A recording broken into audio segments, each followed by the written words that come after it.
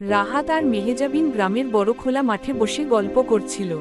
সোনালি বিকেল, চারপাশে ধানক্ষেত, হালকা বাতাসে ঘাসের ঘ্রাণ ভাসছে, আর পাখিরা গান গাইছে। তারা একে অপরের চোখে তাকিয়ে হেসে খেলছিল, মাঠটা যেন শুধু তাদের জন্য থেমে আছে।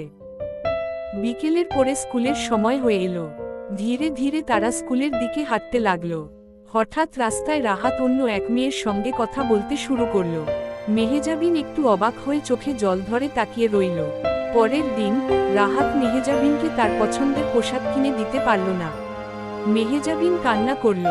রাহাতও দুঃখ পেল, কিন্তু বুঝল যে ভালোবাসা শুধু কথার মধ্যে নয়, মনে খুশি রাখাও গুরুত্বপূর্ণ। এরপর অনেক আনন্দের দিন এলো।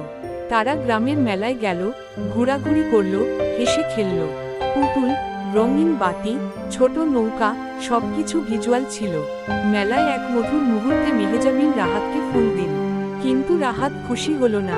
পরে রাহাত মেহেজাবিনকে শাপলা ফুল দিল। তখন মেহেজাবিন সত্যিই খুশি হলো, কারণ সে বুঝল রাহাতের ভালোবাসা তার অন্তরের খুশির জন্য। শেষে তারা বিয়ে করল।